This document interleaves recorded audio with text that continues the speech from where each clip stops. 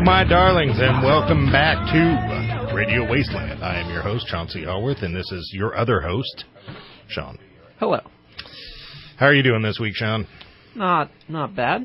We had that eclipse there. Yeah, that was exciting. It was very apocalyptic out there. Yeah, well, a few weeks ago that astrologer told us that the eclipse would be accompanied by some kind of ground-shaking political event. Right. And now right as I speak, President Trump is delivering an address about Afghanistan or something. So presumably he'll say something crazy, and if he acts on it, well, right. we might have to entertain the possibility that our lives are determined solely by the relative positions of the planets and the stars. Yeah, I don't know. A whole statement from Trump. That's like 120 tweets. That's like 120 tweets, man. I can't read all that.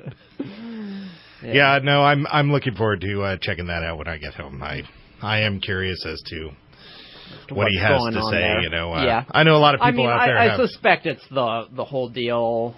Afghanistan, it's a pretty unwinnable war, but every president has got to try and win it. It's like the Israeli-Palestinian conflict. Points for trying. Right. Yeah, totally. That may have been a controversial thing to say, but our listeners, I'm sure, noticed that we have a lot of little subtle digs towards Trump, but he's so funny. Yeah. But I can say that I should point out Trump did something that I think both sides of this battle can rally behind. Sure. And that is he declared the opioid addiction problem a national emergency, which will allow more money to go towards it because there's a lot of people taking pills. Yeah. Well, between that and his health care plan not passing, we're really doing a lot for... Okay, that was mean. I was trying to avoid the subtle digs. What is that, man? That wasn't even a subtle dig. All right. So, I've had I found out this morning that my neighbor, who's 46, had a massive heart attack. Oh, geez. At 46, due to weight and stress, which I have both of, and smoke. So now I'm terrified that I only have 5 years left. Oh, dang. Well... I honestly, I don't know what kind of condolences you give in that situation. I'm sure you got more than 5 years. That's your condolences? That's what you've come up with? That's what I've got. Sorry. Yeah, thanks. Maybe hope that helps. I don't know. So tonight's guest is a psychic lawyer. Maybe he can tell me if I have 5 years or not, Yeah, well, we're going to talk to him, and it's like, I'm sorry, man, our odds aren't good here. Yeah, totally. What do you want me to say? Yeah, you might want to finish up the show early, because you're not going to make it. Oh, goodness. But yeah, when I heard that, I swear to God, I just went like, oh God. It's going to be me, because... I think at the root, I think my stress is my overall problem. Last time I went to the doctor, my blood pressure was so high they had to wait and take it again as I was leaving. And it was high because of my stress levels. So yeah, well, I'm not exactly the expert on explaining people how to manage stress. Well, you don't seem very stressed. You well, seem no, laid I back. don't. Like, I project this chill exterior, but I'm actually, within it's just chaos. It's just total chaos. People throwing things off of shelves and running around. Yeah. I could tell that you were lying when you used the term chill exterior. It's like, that's not real. Yeah, you made that up. Exactly. Right. So I have been trying my mindful meditation and trying to chill. Try to avoid any major responsibilities, quit your job, fly to the Bahamas. I wish. Your children. But I did this one big mistake that a lot of our listeners are going to know about.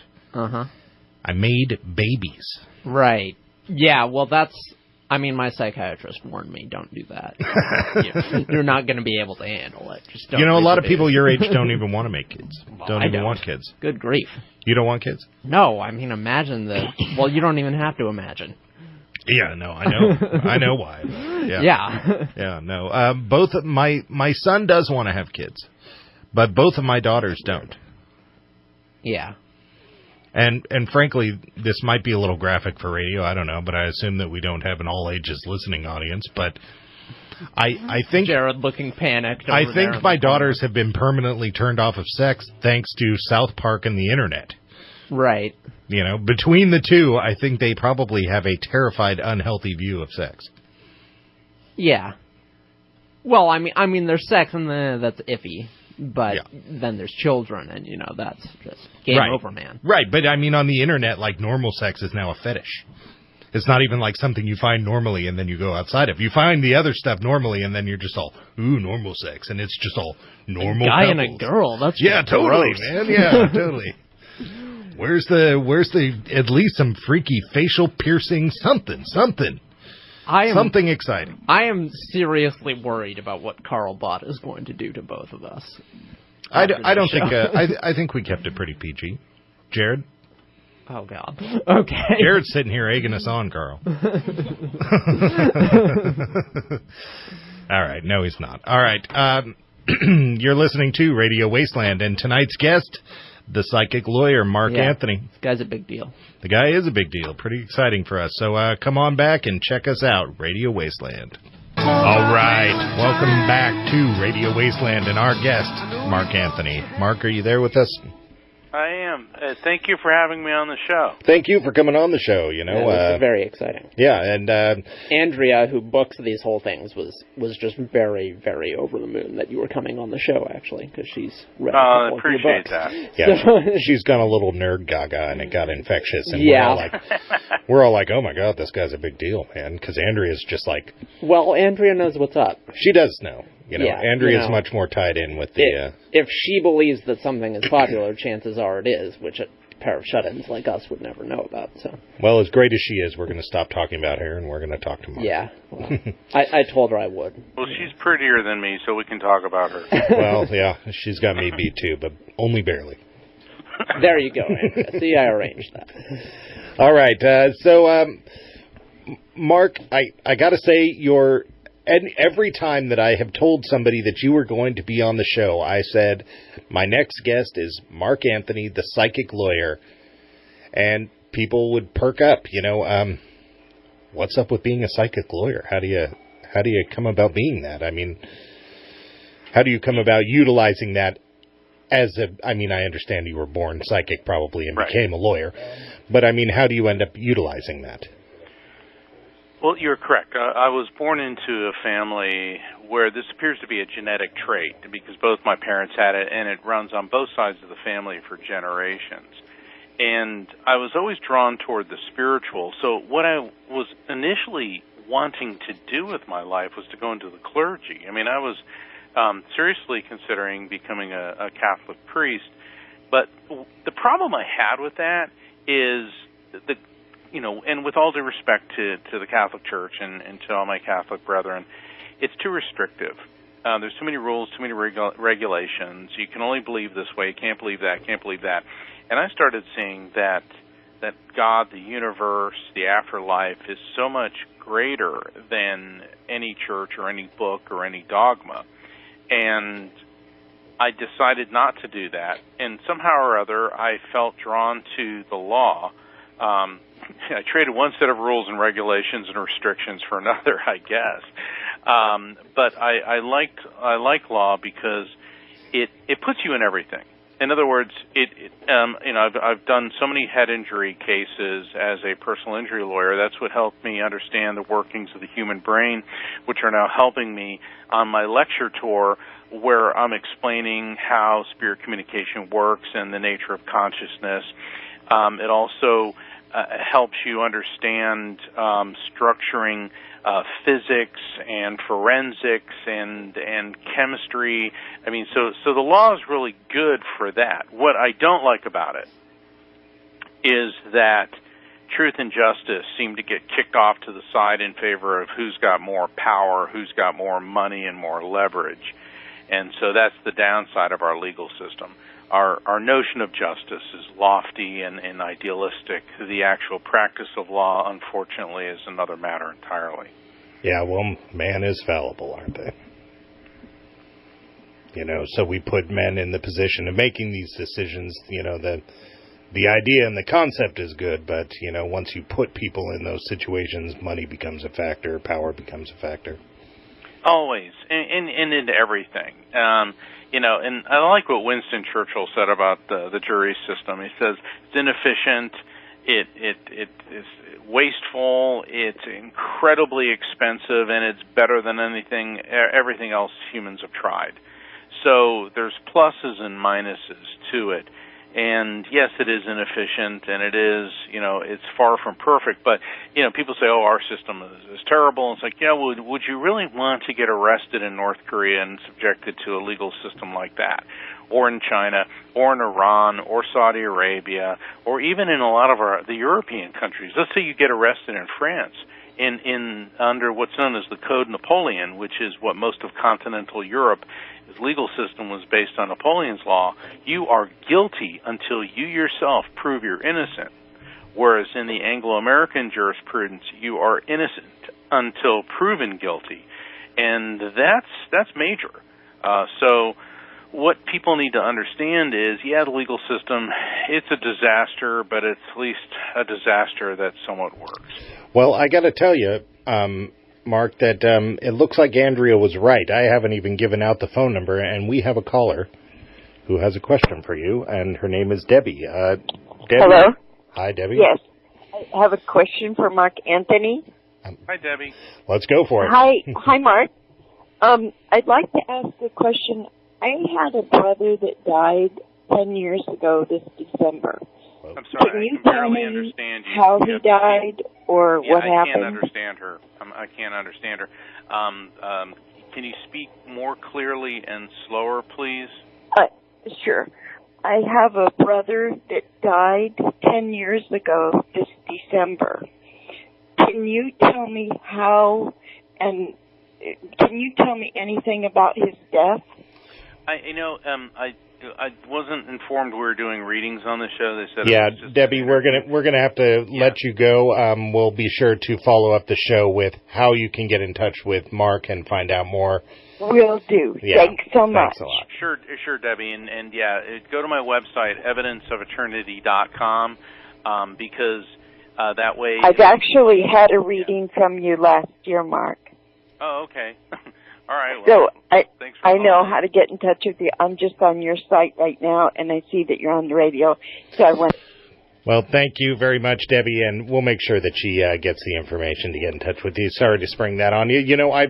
I was just really kind of amazed that we didn't even put the phone number out there, and so we must have regulars listening to our station going like, whoa, we want to get answers. So.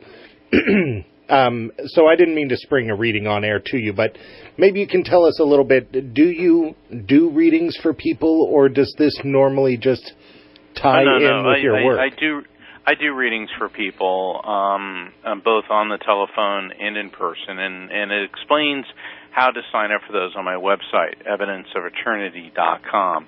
And and the point of the show tonight, as Andrea explained to me, and as you correctly explained, this is to be an interview where we talk about what I do in my work as opposed to a reading show. Right. And reading shows are nice, and I'm certainly open to coming back again and doing a show where we just take calls from listeners to do that. But yes, I offer 1-hour sessions with people, and I open up to higher frequencies. And what separates me from the vast majority of other mediums out there, I don't refer to the other side as spirit, and I don't use the terminology that was coined in the Victorian era. I've updated it in my book, Evidence of Eternity, because I understand that this is based on science, this is based on quantum physics, and on human physiology. And certainly God exists, the afterlife exists, and spirits exist, and there is a rational explanation for all of it. Perhaps our technology doesn't completely understand it yet, but that's okay. I mean, the idea of a microwave oven in the year 1950 was pretty far-fetched, and now can you think of anyone that doesn't have one? Yeah. So just because the technology isn't there doesn't mean it doesn't exist. So you're definitely coming from an angle more of scientific than mysticism. Well, I like I said, I believe in God. I believe in the afterlife. I pray. But I don't believe in the mythological narcissistic God that he's a neurotic white guy sitting on a throne with a scepter smiting people because he's jealous and hung up and you didn't tithe 10%. And, there's people who believe that, and they certainly have a right to, but that conception of God is based on a medieval mindset. And then, of course, in the Renaissance, all the beautiful paintings by Donatello and Raphael and Michelangelo, where they depict God as such. And so people tend to think of God in those terms as opposed to being an energy that binds and unites all of us. I mean, it's almost more like, and I don't mean this in a facetious or sarcastic way at all, it's more like George Lucas's version of the Force. And the reason that I say that is because everything at its most basic level, on a subatomic level, on a level smaller than electrons, protons, and neutrons, is quanta, electromagnetic energy, henceforth quantum physics. So if everything is energy, and as Einstein said, there is no matter, there's just energy that vibrates at different frequencies so that we can perceive it. So you and I are at a much lower and slower vibration, ergo we live in what we call the material world, and spirits, being pure energy, free of the burden of a body, vibrate at a higher frequency. So in a nutshell, think of our world as AM radio, and the other side is FM radio. And they're both energetic systems that exist parallel to each other and occasionally overlap. Yeah, well, the Force comparison, I realize that people are going to guffaw at the comparison to a blockbuster movie, but it really kind of makes a lot of sense, understanding people's, if God is omnipotent, the most we could hope to understand is his glow, is his aura. There, we couldn't hope to really get in there. So his influence is probably the most that we can hope to be a part of. Well, the interesting thing, and I'm going to turn this into a lengthy explanation about George Lucas, but he did have a near-death experience. And I was just a speaker at the International Association of Near-Death Studies annual conference in Denver. Great group of people, great organization. It was an honor to speak there. And people that have near-death experiences, and I had one when I was about 3 years old, and both my parents actually had near-death experiences, two each actually. And it changes you because it gives you this broader perspective. You realize that physical life is not the end. It also gives you a belief in reincarnation, that energy is neither created nor destroyed, only transferred. And so you can see where a lot of the things that George Lucas came up with the Force, the light and the dark and the Jedi and all of that, and certainly, all the Indiana Jones stuff and that. So there is a inspirational basis for a lot of these great concepts and works of art, and for George Lucas, it revolves around his near-death experience. All right, well, we are coming up on our first commercial break here, Mark, so everybody stick around. You're listening to Radio Wasteland. All right, welcome back to Radio Wasteland, and our guest, Mark Anthony, the psychic lawyer.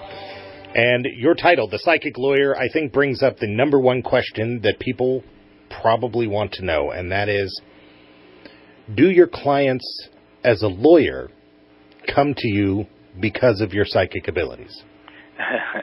Well, what I need people to understand is that right now my law practice is on hold probably permanently because the demand for my services as a medium and as a public speaker and lecturer have gone off the scale. I'm on the road at least 20 weeks a year at venues throughout the country. So far this year, I've been to Los Angeles 3 times. I've been to Virginia at the Edgar Cayce Center, Denver, Houston twice, and I'm getting ready to leave again for Arizona on a whole tour at the Unity of Arizona, September 12th, and then the Afterlife Symposium in Scottsdale on the 15th. And what I do now is I act as a legal analyst on shows. on high-profile cases, and I've become the go-to guy for the media when the legal system and the paranormal collide. Like in the Slender Man case. In fact, one of the defendants, one of the crazy girls that, got enamored with a fictional online character, Slender Man, just copped a plea today. But there's also when people try to sue to get out of a lease because the house is haunted, or ghost hunter liability, or demonic possession as a defense to murder. So people come to me in cases like that, let alone the DNA and forensic evidence, such as in in cold blood murders, and also when there's an author in England who believes that based on DNA evidence he knows who Jack the Ripper. The identity of Jack the Ripper. Yeah, I caught a little bit of that. Yeah. Yeah. So that's what I'm doing now, which really a lot of fun. I mean, it's great being able to analyze these things. Like when Justice Scalia died, there was some speculation that it could have been murder and all this, but he was a guy in pretty poor health, and he had a heart attack and died. But still, there's always the specter of foul play, especially in such a controversial figure. So are there a lot of cases that run hand in hand with the paranormal? And if so, are there any that you think are credible? Well, there's actually it's quite a bit more now. And some of them are very, very practical. Ghost hunter liability. Okay, so you're running around in an insane asylum that's been abandoned for 30 years, and somebody falls down a rusty staircase, rips their leg open, and bashes their head. Makes sense. Okay, whether or not a ghost pushed them or not, which is probably not the case, but someone's going to sue. Mm-hmm. And there's even insurance companies now which are issuing liability policies for paranormal investigators. So legal issues arise, and at the risk of being facetious. Remember that movie with Keanu Reeves and oh God, I can see him right now. The one that played Michael Corleone. Andy Garcia. Al Pacino. Oh. Yeah, Al Pacino, The Devil's Advocate. Oh, I love that movie. It was such a great movie, and Keanu Reeves goes, Why the law? And he goes, because it puts us in everything. Yeah. And if you think about it, can you name one business, one industry, one food, one anything that doesn't have some type of legal regulation attached to it? Oh, absolutely. I think it goes hand in hand with money, frankly. Of course. And now that there's this exploding interest, which is great in the paranormal, with these paranormal shows and investigations. In fact, there's even debate that should mediums and psychics be regulated by law, the way chiropractors and doctors and lawyers are. To an extent, they are in the United Kingdom. And Britain, the UK, has always been in the forefront of psychic research. In fact, the British were the first intelligence service in the 1930s to develop a psychic warfare division. So these are fascinating things that come up, and of course there's legal ramifications. So there's quite a bit of it, and because of my abilities as a medium and my years of experience in the courtroom as an attorney, that's why I've become the go-to guy for when the legal system and the paranormal collide. That is really an interesting combination. So as a medium, how does it work for you? We've had several mediums on here, so are you, reading people? Are you reading the past, the present, the future? Is it a past life regression? The mediumship holds a lot of potential things in it. Good question. To split it up into its most simplistic understanding, a psychic tunes into the energy of a person, place, or thing, and that's why they can, do a scan on health issues or love life, career. And a medium tunes into the energy of a third party, which is a spirit. So if you want to find out about your love life and career, see a psychic. If you want to talk to dead people, see a medium. And then there are different types within that. Like there's different types of lawyers, there's different type of doctors. there's three types of mediums. There's a mental medium, which I am, where I open up to higher frequencies. Spirits come in, their frequency overlays with mine. They transmit information to me. I see things, hear things, feel things that they're transmitting, and I explain it to the recipient. Then there are trance mediums, like Edgar Casey. He'd go into a trance, and they also call them channelers, and spirits speak through him. And then there are physical mediums, which I've yet to see one that's credible. I've observed a couple things. It's like, yeah, I didn't buy it.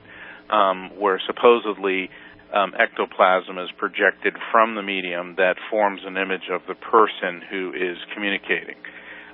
Then, of course, with psychics, you have people that focus on medical. There's people that say they're animal communicators. There's people that work on past, present, and future.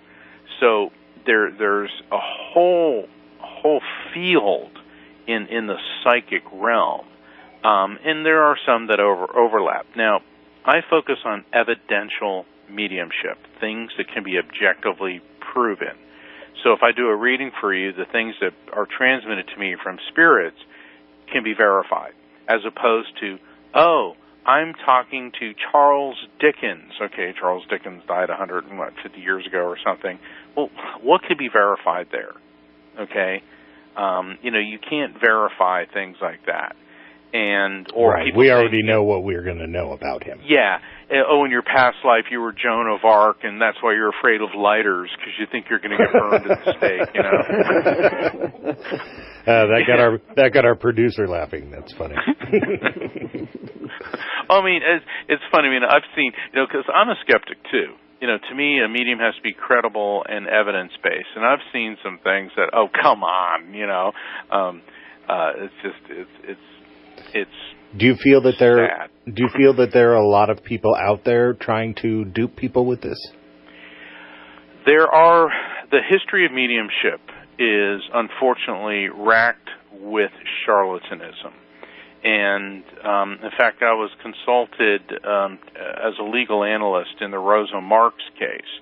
That was in South Florida. I think it was about 5 or 6 years ago. And she and her family, they're of the gypsy subculture. And I'm not trashing gypsies because, people are people. But this particular group of people were thieves and frauds.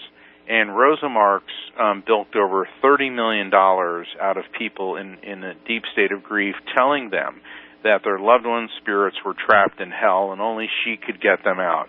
In fact, there was an author, a well-known author, Jude Devereaux, and her little boy had been killed in an accident. And I think she sucked $3 or $4 million out of Jude Devereaux. Now, and this is for all the benefit of the listeners. Mediums, yes, psychics and mediums charge for their time. And people say, well, you should just do it for free. It's like, well, yeah, do you live under a bridge? Yeah, people should just give me food and rent for free then. Yeah, just give me food and rent and gasoline and a car and insurance and health care and everything else for free, and sure, I'll do it for free, But a legitimate psychic or a medium, will say, this is what we do. All right, you come to us, you do a reading, and it says clearly on my website, and it does on all the legitimate mediums that I know, that you should wait at least 6 months after the death of a loved one. Not because the spirit can't communicate, but because your emotions need to stabilize before you get anything of use out of the reading. In other words, if you're hysterical crying during the entire session, what are you going to get out of it? And then a lot of people want to know, well, can I get another reading? Well, you have to wait at least 6 months. A charlatan will tell you, your son's spirit is trapped in hell, and then rope you into coming 3-4 times a week, $500-600 a pop, because they got to work on getting them out of hell or whatever nonsense that they're feeding you. Probably mainly because their rent is due. All right, we're coming up on our last commercial break. You're listening to Mark Anthony, the psychic lawyer, on Radio Wasteland. All right, welcome back to Radio Wasteland and our guest, Mark Anthony, the psychic lawyer. When you were, I assume that you had an active practice at one point. When you were actively a lawyer, did you utilize your psychic abilities? Oh, absolutely. Were you a cheater? That's what I want to know. Were you a cheater lawyer? How? All right. Well, I know people ask me stuff like that, but how is it cheating? Oh, I'm kidding. I don't think it's cheating at all. My dad was a lawyer, and I think my dad's intuition is what made him such a good lawyer. Exactly. And talk to any Marine, any soldier, any special forces, any first responder, and ask him or her if relying on your intuition, your gut, saves your life. Oh, absolutely. And they're all going to say absolutely. Because there are some things that you just instinctively know. Now, what do you mean that you instinctively know if you walk into a situation you've never been in? And this information is coming from somewhere. And what it comes down to is we all have a skill set. Some people are better at other things than it's like Michael Phelps is better at swimming. Stephen Hawking's better at math. I'm better at psychic and mediumistic intuition. So, because I know some people in the courtroom, they're just so vicious, they would slit your throat and drink your blood if it would help them win the case. I mean, metaphorically that speaking. might have been my dad. Yeah, and there are people that do that, and I use my ability to gain insights. It certainly doesn't make you invulnerable. Nothing does, but it does and can give you an advantage at times. Just because you know somebody, like we're in a court of law, it's not as if people don't lie there constantly.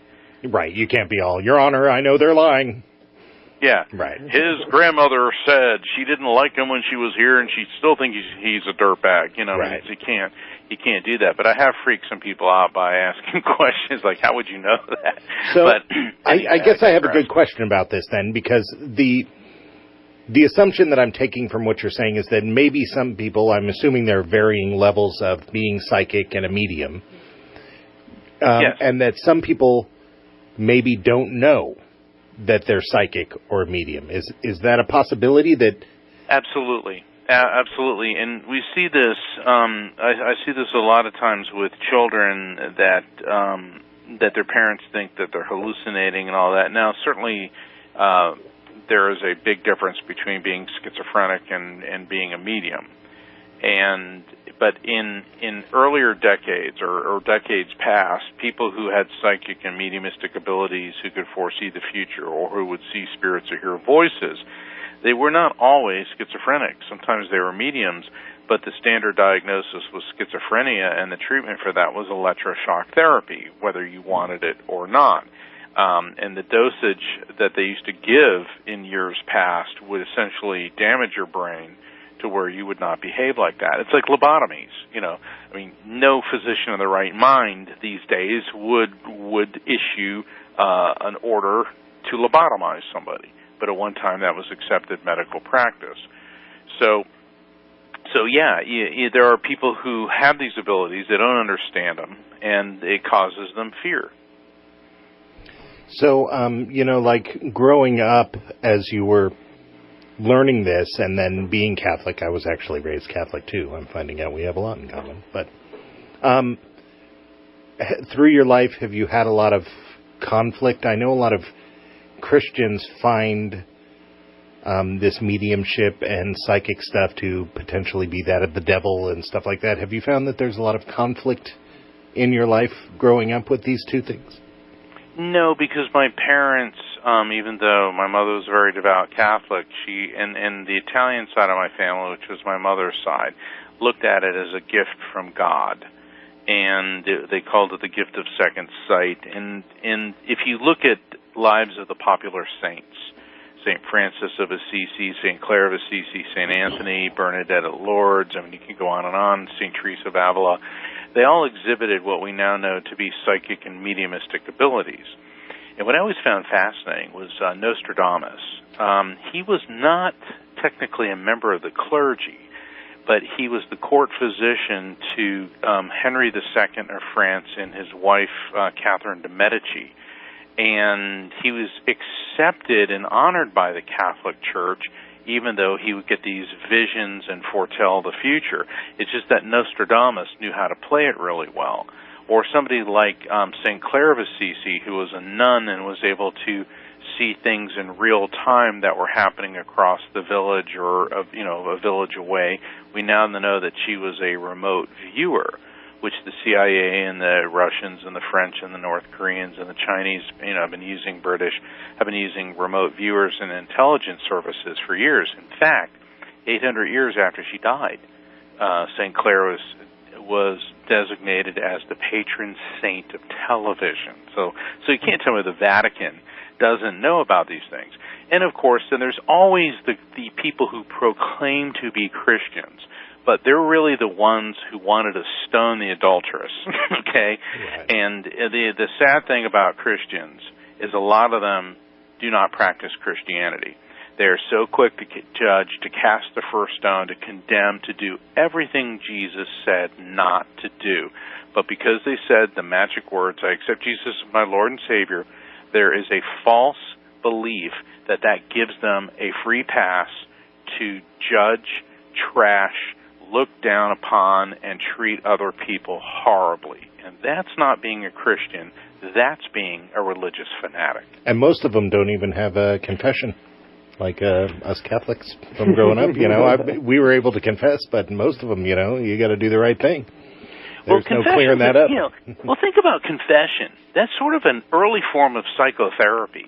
Oh, absolutely. I totally agree with that. Yeah. But the problem is, so when you get around the Borgia popes, late 1400s, early 1500s, and then certainly Julius II, who wasn't a Borgia, but, every bit as evil, you start selling indulgences. So you can get to heaven for this amount of money, and you can get forgiveness of sins for this amount of money. Well, being medieval Italy and contract murder not being an unusual thing in Italy, a lot of times you could get forgiven for the sins before you ever committed them. And so that's what prompted, the Protestant Revolution, if you will, in Germany, because Martin Luther was looking at this going, this is rotten to the core, and this too is not Christianity. So something, what do they say? The road to hell is paved with good intentions. Confession and indulgences on its face may appear to be good and nice, but the reality is it became corrupt. Well, I got to tell you, Mark, I have found this conversation to be very enlightening, so I really kind of hate to say that we're coming up on the end.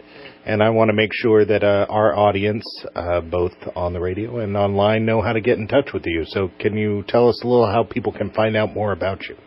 Sure. To find out about my tour schedule, how to set up a reading on the phone or in person, it's the name of my last book, evidenceofeternity.com. And you also can find out about my books, watch videos of TV and interviews and lectures that I've given. And so anyone who wants to know more about all of that, go to evidenceofeternity.com. And please follow me, once you go to my website, follow me on social media, on YouTube, on MySpace, LinkedIn, Twitter. You can do all of that from my website, evidenceofeternity.com. All right, Mark. Well, thank you very much for being on our show. You've been listening to Radio Wasteland with our guest, the psychic lawyer, Mark Anthony. All right, and welcome back to Radio Wasteland. You've been listening to our guest, Mark Anthony, the psychic lawyer. Yeah. What do you think of that title? I think he has a very good name. I think man. psychic lawyer, that can't help but, first of all, it sounds like a superhero. Mm-hmm. Like, every time I hear psychic lawyer, I think Daredevil. Totally. Because, enhanced senses, all of that. He can tell when people are lying in the courtroom. Yeah. That's what I think. I watched The Defenders this weekend, by the way. So did I. It was pretty good. It was pretty good. He has the psychic lawyer. He has it copyrighted. Yeah. I didn't know that. Yeah. It's got a little C next to it, so. Well. So maybe he doesn't. Maybe he just puts a little C. In talking Well, I about imagine, law, as he was saying, would be a profession that would attract a lot of psychics. Yeah. Yeah, well, that's definitely why I asked the question, do some of these people have it and not know it? Because my dad was very good at reading people. Yeah, well, you do... I'm not sure where I stand on the whole psychic thing, but you do meet people who are very uncanny at reading people, and you can see how it would just be, quick thinking and guesswork and all that kind of thing. Right. But, maybe not. Sometimes it's... My therapist, for example, has... I think one occasion I was there and she mentioned some detail about my life that I was like, wait, how did... I never ever mentioned that. How did you know that? And she's like, oh, I don't know. And I'm like, okay, you're spooking me out here. I think you're psychic now. And she's like, oh, yeah. So you feel that we should burn her at the stake? No, but like she...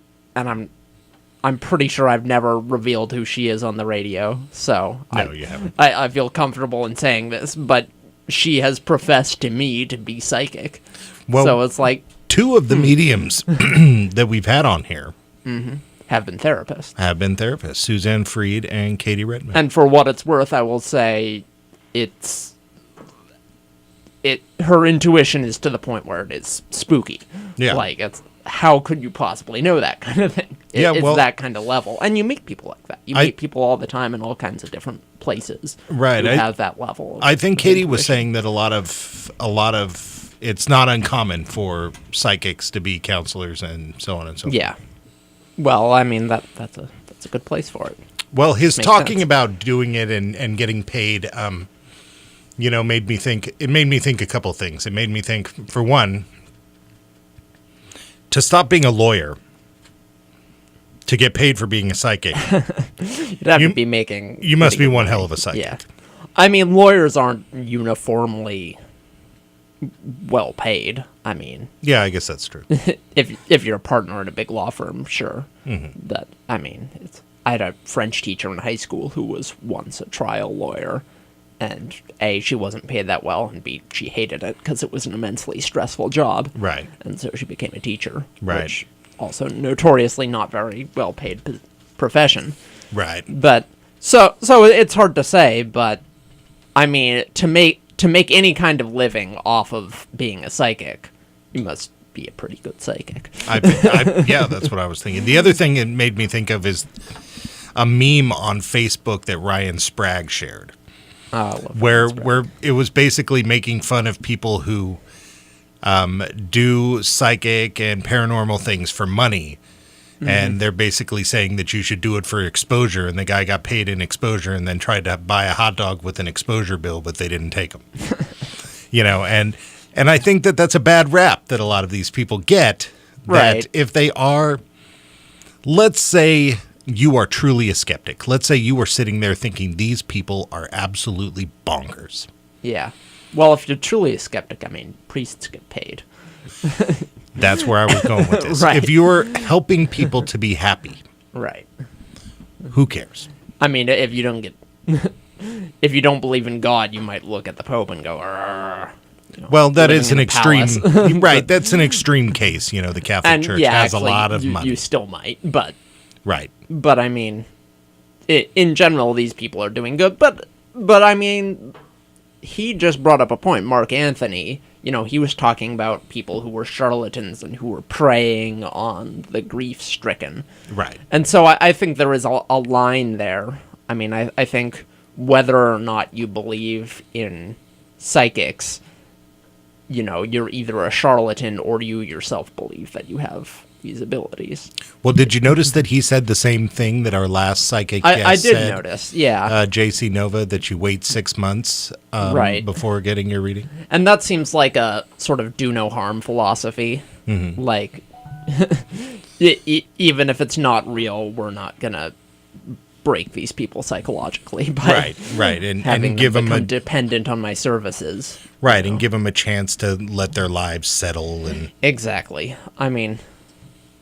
there can be a lot of different opinions about the ethics of psychic readings. I personally think if someone's willing to pay for it, then that's perfectly reasonable. I do think it's scummy when you're taking advantage of people who aren't in their right mind, but right. I think people like Mark Anthony put precautions in place so that that's not what they're doing. Yeah, I agree. Oftentimes when we do these things, it makes me think of a book. And it makes me think of a movie. And when he was talking about being psychic, being like the Force, it made me think of a book called Flatland. Have you ever read Yes. Flatland? I'm embarrassed to say, but I haven't read the book. I've watched the movie and Algebra 2 in high school. Well, I mean, well, I always joke about that about myself, that if listening to books on tape count as reading, I am very, very well read. But if they don't, well, I'm not very well read. The main purpose of reading is so that you can quote books to people and sound smart. So if you can do that with books on tape, then it's just as good. I can. Okay. Yeah. Well, in fact, I can do that with the clip That's notes. what I learned as a literature major. Yeah, but when he was talking about this, it made me think of, so connecting with the hereafter or the omnipotent or things that are beyond us made me think of Flatland, because here's this two-dimensional being, and as this three-dimensional being passes through its plane of existence, it really only gets the slice that it can understand. Right. And that was definitely the part that connected and made it a little more believable to me.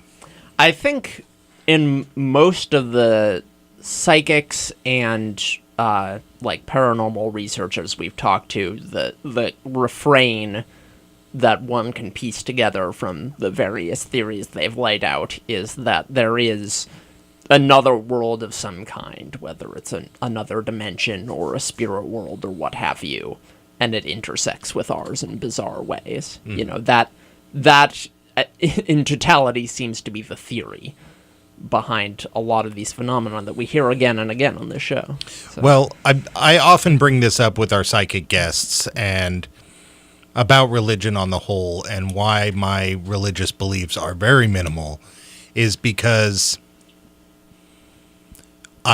if the omnipotent exists, I believe that it is supremely past our capability of understanding. Sure. And, I never get a yes totally on that. Yeah. Well, in history at least, that's very common. Deists think that God created the universe and after that was not involved. Right. Our founding fathers are deists. Well, yeah, some of them, certainly. And, you have in almost every religion in prehistory, there is a pantheon of gods who behave very much like people, just more powerful. And then one god, often a sky god in many pantheons, who does not engage in human affairs and who is supremely powerful but also barely involved in the mythic stories. Well, that's because the pantheon is space aliens that are genetically engineering us into being better slave monkeys. Well, that's what some of our guests would say. Certainly. All right, you're listening to Radio Wasteland. Come on back. All right, and welcome back to Radio Wasteland. So we're here at the end of our show, and we're going to get a little bit of news, a little bit of excitement from the world of paranormal news. All right. Well, faithful listeners will know that the week before last, the last time we did this, I was talking about what a crazy week it was in terms of paranormal stuff. Tons of alien... Aren't all of our listeners faithful listeners? Oh, I assume so. I assume there's 12 or so people, in LA sitting in an apartment, who've built a religion around our show. And then everyone else is tuned. Why you got to squash my dreams? All right. So last week it was a hefty week of paranormal activity. It was a ghost fest. This week, not so much. Oh, really? Which is odd, because I read in several places, in fact, just yesterday, I read an article from someone saying, yeah, we would expect paranormal activity to bounce a little bit after the eclipse. Certainly bounced 2 weeks before the eclipse, but a week before and during, not so much. However, I did fall back on my old mainstays, UFO sightings and ghosts. Okay, before we go on to these UFO sightings and ghosts, the eclipse, and you're talking about this, just brought up a question for me. Sure. Does the eclipse count as a full moon? And if so, if you were a werewolf, would you turn into a werewolf? Well, I think that's a very good question. Totally. A lot of people have been wondering. I think in most of the original werewolf myths, it actually had nothing to do with the full moon. You were usually a magic user of some type who had made a pact with a devil or a demon of some sort to acquire a talisman that you would put on to assume the appearance of a wolf, and then you would go out and commit your evil deeds. You think this? So the I'm pretty sure it's all this stuff that I seem to know. Well, no, I'm talking about the folklore from the Balkans and that sort of region where it all originated. I am constantly surprised at how educated you are on some of these. All right, so you fell back for the news on... Right, on UFO sightings and ghosts, and the UFO sightings, to be honest, weren't that interesting, so that leaves us with ghosts. There's practically always a ghost sighting. This week, it was a pretty interesting one from the Eden Hotel in La Falda, Argentina, which is a famous place that I had never heard about, and I suspect most of our listeners haven't heard about it. Basically, it was founded by German expatriates. I knew this was coming. Argentina, right, you Odessa. saw it. So Odessa was the project, supposedly, where the Germans, after World War II, bailed out right. and lived in. And supposedly one of them was Hitler. Right, well, I don't know about that. All right, go ahead. Haunting in the Eden Hotel. It was basically founded by wealthy members of the Nazi Party. The hotel was, and so eventually it was shut down by the Argentinian government for being horrible, and because of this acquired a terrible reputation after many years. And this is, a luxury resort, very nice place, but it fell into disrepair over the many, many decades that it was closed and just abandoned up on a hill. And during that time, it acquired a reputation for being haunted. There were a number of stories. Creepy little girls seems to be very popular in hauntings. Apparitions of old men with various wounds. And these span many decades, really, all throughout the middle of the 20th century. Eventually, it opened again, but surprise, surprise, all the nice stuff has been looted, and it has a reputation for being a Nazi ghost fest. So pretty much the only business they get are ghost tours there, where tourists go through and try to catch some glimpse of a ghost. But that leads me to the event, which was a couple of days ago. A tourist spotted and caught on film a ghost child wearing clown makeup peering out of a window. That's terrifying on several levels, right? Ghost, child, clown. Right. So that's 3. Right. And they're inhabiting a abandoned Nazi hotel. Right. This sounds like one of those, I was joking about not reading. I actually went through a phase of reading a lot of 60s and 70s Gothic romances.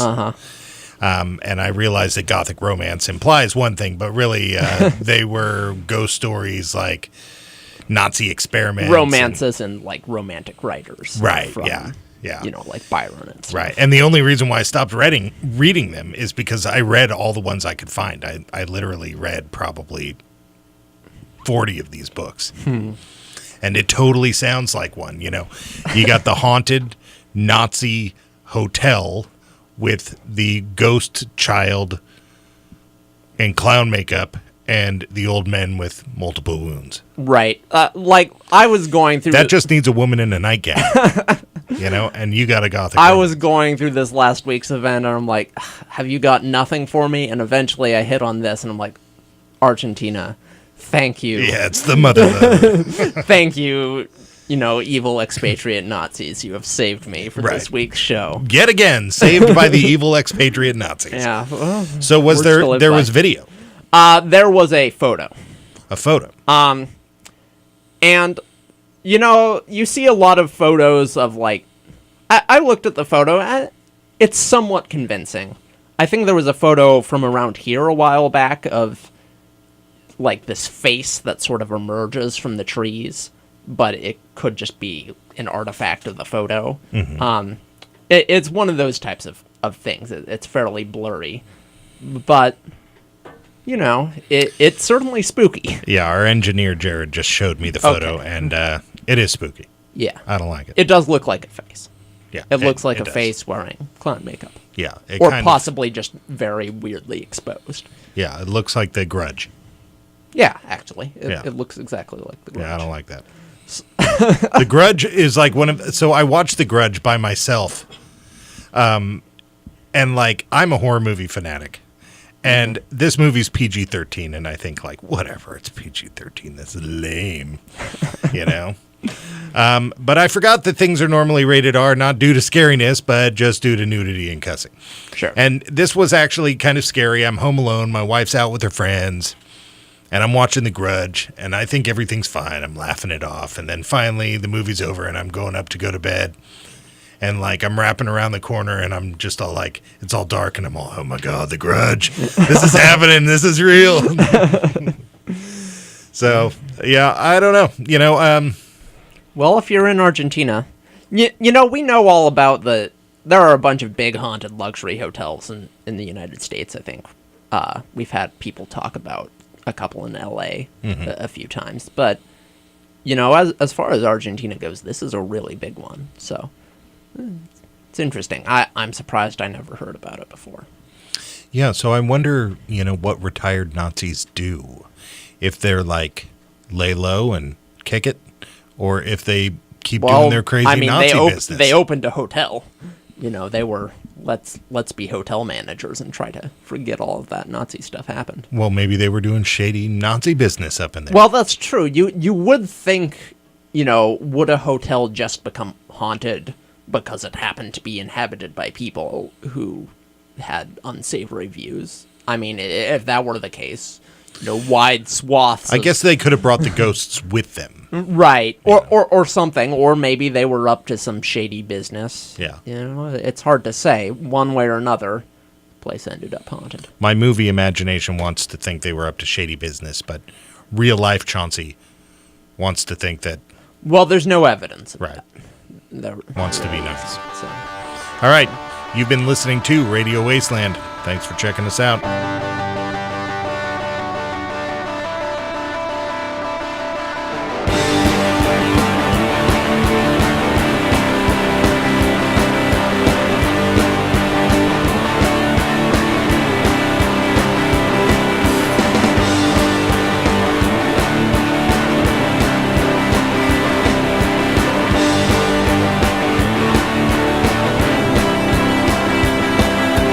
Just got back, here I go again. Round and that turn and back, there's another bend. Well, he just left town, and baby, he's coming home. Even though you chose it before, well, you won't wanna be alone. We all change, but not so much. That the people that destroy us become the ones we love, and it's all the same. Well, that's not so. Well, you gotta move on, baby, before you die alone. Well, you're gonna die alone.